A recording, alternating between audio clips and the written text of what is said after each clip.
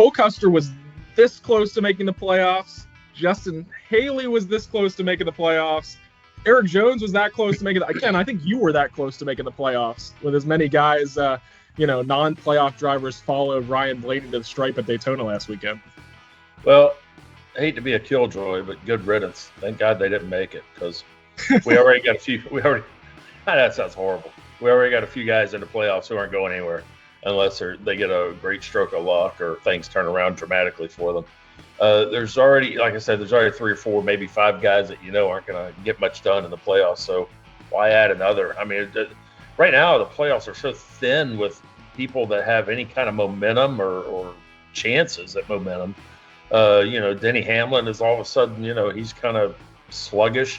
Kyle Larson's been on and off, haven't really been on much since his double in late May at Indy and Charlotte.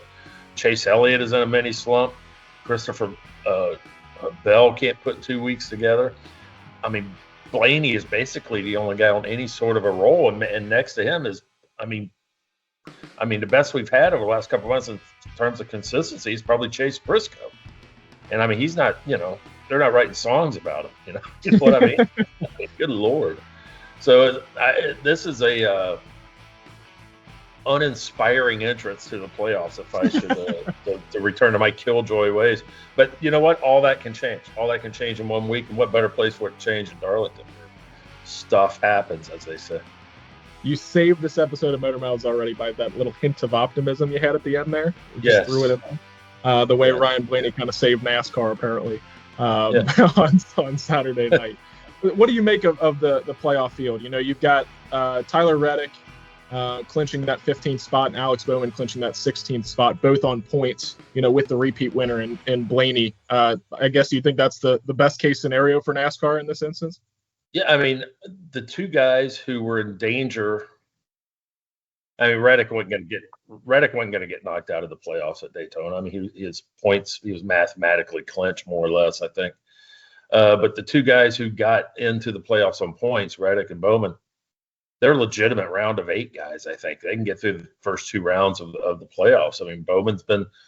Bowman's been consistently decent, maybe even more consistently decent than Chase Briscoe, who I mentioned earlier. He's other than get wrecked out early at Daytona, which is never anybody's fault generally. And Reddick has been pretty steady too. What was he? He's top 6 or 7 in points. He came in at Daytona 7th in points. Yeah.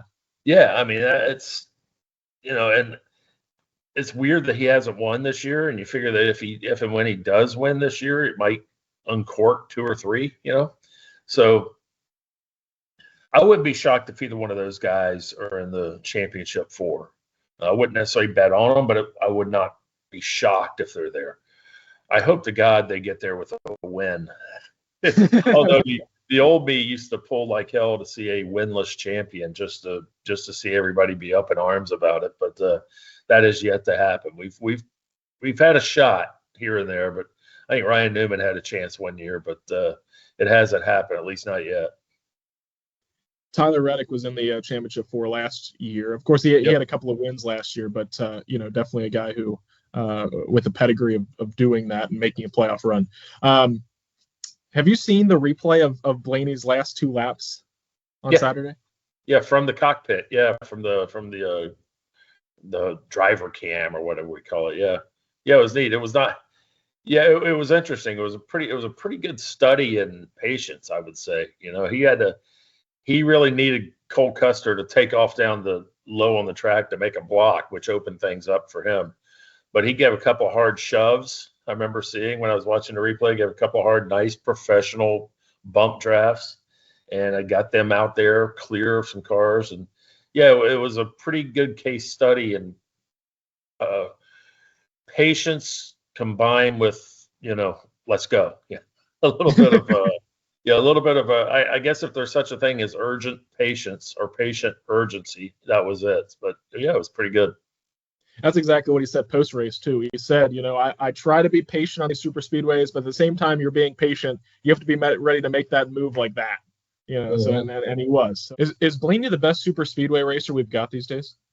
Probably not, but how do you measure it? Maybe yes, maybe no. How do you you're not measuring. It's not a. You're not sprinting and doing times or doing the vertical leaps. I mean, who's to say he's better than Kyle Busch or Brad Keselowski? Hell, who's to say he's better than Justin Haley? I mean, Justin Haley doesn't compete anywhere else. God, he's won races at Daytona and in Xfinity or whatever they call it, the O'Reilly. But there's a lot of guys. I mean, Corey LaJoie is really good at it when he has a ride. Bubba's excellent at plate racing. I don't think any of them's any better than Mike Wallace was back in the day. I mean, he would pin his ears back at Daytona and Talladega, and he would take a back marker mid pack car and run in the lead pack much of the day. I mean, there's been guys, Sterling Marlin, there's been guys who were just built for that type of racing. So it's one of the things you can't measure. Brad Keselowski. There have been times when Denny Hamlin, Brad Keselowski, Kyle Busch, you could say they were the best because they had a little run of good results at Daytona and Talladega. And you're going to tell me they're not as good now as they were then? I mean, who's to say? But in terms of putting the team, the car, and the driver together right now and staying largely free of disaster on the track, I mean, he's the guy right now. Yeah, but there's only there's one of these left, Talladega, in the round of 8, I believe. Yeah. So, well, why not? So the answer is maybe. How about that? You know what? That's better. I thought you were just going to take the stock answer of yes, but yeah, you keep me on my toes. Let's go to another thing I can never predict. Your show and tell. Do you have one this week? Man, do I ever. Probably. I don't want to say I'm not going to say it's the best one I've ever had, but people are saying it. People are saying it's the best one I ever had. People are saying it. All right.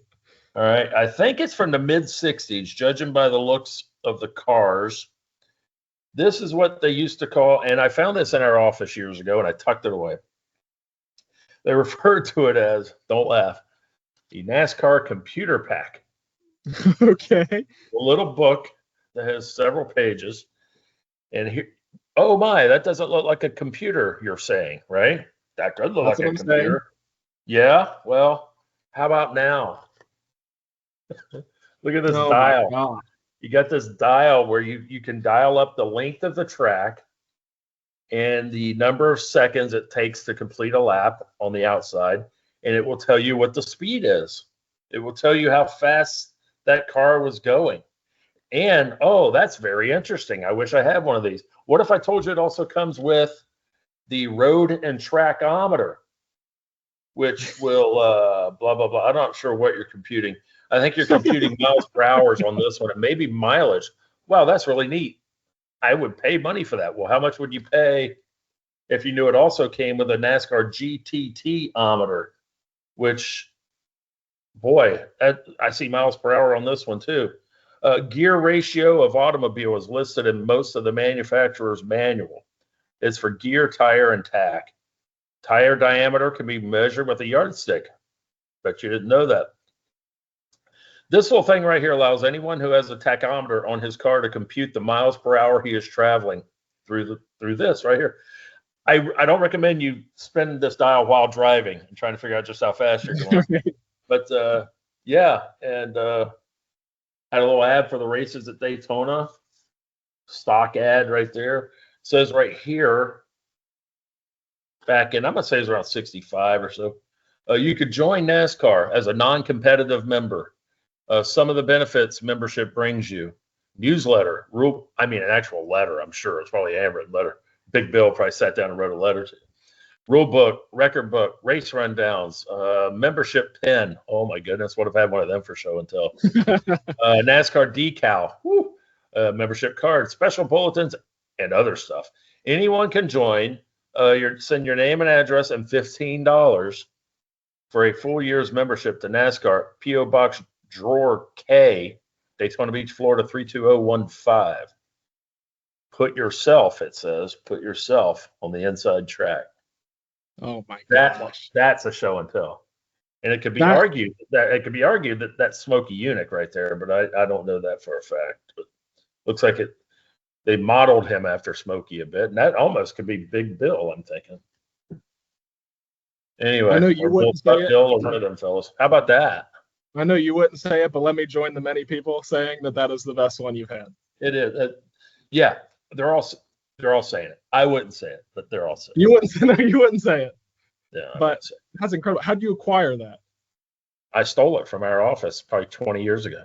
It was tucked away in a bunch of junk, and I said, well, steal is kind of a harsh word. I just say I apprehended it, and I kept it. There is no more office. Good thing I did, by the way, because that office was sold, that building was sold, and we don't know where all of our great mementos ended up. But I'd hate to ask, but I'm afraid for the worst. So not that baby though. I kept it.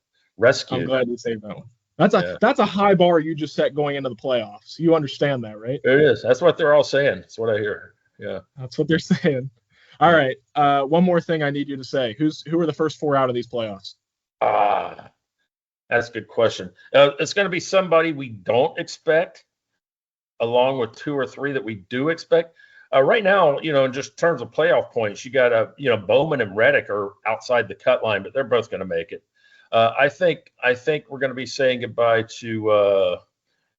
I think Van Gisbergen is going to make it because he's taken a lot of playoff points in there, bonus points. But right. I think if I'm going to say we're going to say goodbye to Austin Dillon and Josh Berry, and I think Ross Chastain and Austin Cindric. Those are the 4, I would say, best bets to go, with possible exception of putting Shane in there if those bonus points don't help him out enough. But those are the 4 most obvious ones to say are leaving. But I bet you somebody else will be part of that we don't necessarily foresee. Somebody's going to fall off. Guys. Somebody like a Chase Elliott, even. I mean, somebody's gonna, though he's got a lot of points to bring in. He's got those bonus points to fall back on. But somebody's gonna misstep badly and be a surprise exit. And three of the guys won't be surprises. Well, and you've talked about 3 of those guys, Cindric, Berry, and Chastain. Like, we haven't heard from in a while. Almost since what, July 4th, maybe? Yeah. Before that, in some cases. Yeah. And then Dillon won a couple of weeks ago, but before that win, he was 28th in points. So somehow Cindric has even managed to suck on road courses now. I mean, that's what he grew up doing. And when he first came along, I mean, he was the hot shot on the road courses in the Xfinity series, but boy, he can't turn in a good road course. So if he does get to the round of 12, they got the Roval in that one. But that's what Van Gisbergen obviously is trying to get to the round of 12, and then pin his hopes on winning there. So I don't know, but I do think we'll have 1 surprise and 3 Captain Obvious exits, I think. All right, we'll see how it plays out over the next couple of weeks. And Ryan Blaney saved us from having another. So. Yeah. Well, then you would need to eliminate. I mean, heck, how are you going to pick your 4 at that point? It's tough to go into. It would be tough to go into playoffs. As it stands right now, we got 5 guys that we know don't have a chance to win it. So 7 guys that do have a chance, and it'd be worse if there was 6 guys that didn't have a chance. But again, all this doom and gloom that I'm preaching can go away with one glorious Sunday night at the Lady in Black, the track too tough to tame, the Little Black Egg. I'm ready. Yeah. We'll see you next week. All right.